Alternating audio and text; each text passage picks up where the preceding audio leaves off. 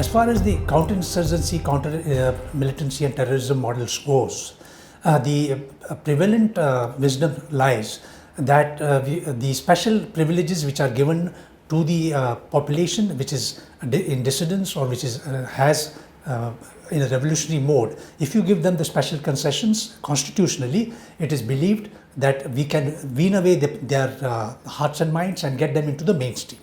This is the conflict resolution model which India has successfully applied in the northeast, for example in Mizoram, and as also in Assam, where certain sections of the constitution have been very effectively used to sort out the various dissidents which is being felt by some of the tribal communities in the northeast.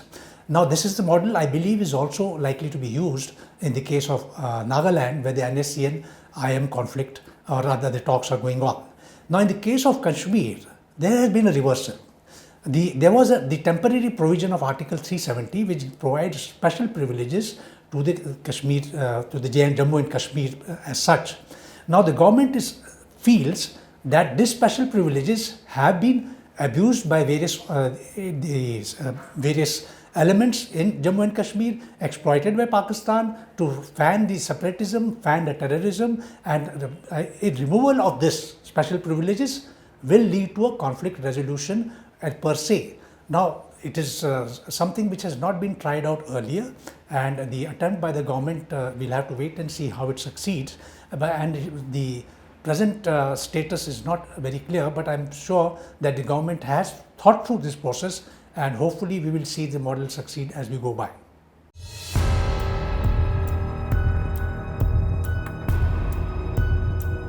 As far as the political developments in Kashmir are concerned, the Jammu and Kashmir State Assembly was dissolved, and thereafter you have the governor's rule followed by the president's rule. This was the pre-Article 370 scenario which is existing.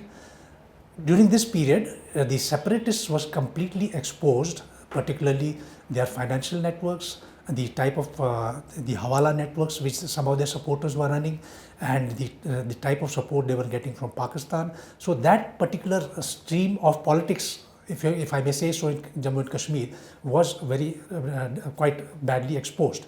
Then you have also certain the issues which came up with the mainstream nationalist parties in Jammu and Kashmir, where there was a bit of exposure of these parties in the pre-Article 370 scenario. Now we come on to post-Article 370.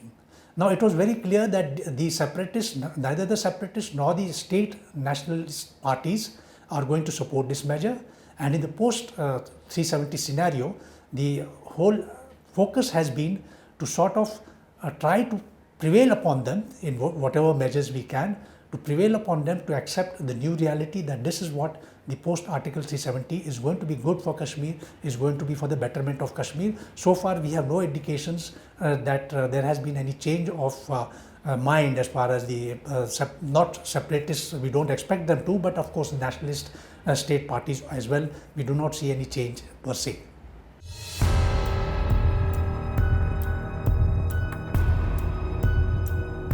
As of now, what we see, there are in the Kashmir, we have three major political constituents per se. One is, of course, the state nationalist parties such as the National Conference and the PDP. Then you have the national parties such as the Congress, the BJP, and we also have the communist parties which are evident operating in Jammu and Kashmir. And then the third element, which is of course the divisive element, is the separatists. Now, as of now, the three elements which are operating there, out of the three elements, I think none of them have been given freedom to operate. So we do not have any sense of what stand they are going to take as far as the Article 370 repealment is concerned. On the other hand, what do we see? We see that particular focus has been given to the grassroots level leaders, particularly the panchayat chiefs, and now we hear that the district and the council elections are going to be held. There are certain leaders who are operating in the social sphere, who are operating as social entrepreneurs. They are being given prominence. So it appears that more prominence is going to be given to the grassroots while attempting to marginalize those leaders who have been operating in the political spectrum so far. This is also evident from the fact that the government has tried to portray the leadership in Kashmir so far has been ineffective in development, has been corrupt, and has not contributed to the economic progress of the state. And this background, you find the panchayat leaders are being constantly encouraged, and it appears that the government wants to have a different sort of a political scenario which is coming up, where the grassroots leaders are able to carry out the work through by providing the funds to them and by providing them greater political leverages. Now, how far this model is going to work at present is very difficult to say, and we'll have to wait and watch.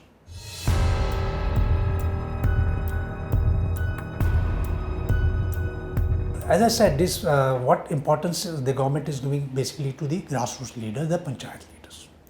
Now, we really don't know whether how much political support many of these panchayat leaders have. It is said that some of these panchayat leaders are actually the activists of the National Conference or the PDP. So once they find that their parties are not in the mainstream, they may just become inactive, or they may just defect from this thing. Some of the panchayat leaders we hear are not even active in their own panchayats or in their own village constituencies. So the effectiveness of these leaders is an unknown factor. The second aspect is the so-called social entrepreneurs who are going to, the young leaders who are being projected. Now, what is the type of political support these young leaders will have? What is the the type of backing which these leaders have? Yes, the government backing will always be there and it will be very strong. But you require grassroots political backing which is very genuine in nature. It takes time to build up. It cannot be sort of done in a very short period of time. So we'll have to watch this development over a period to see whether it is successful or not. A short-term sort of indications may not be very helpful in this direction.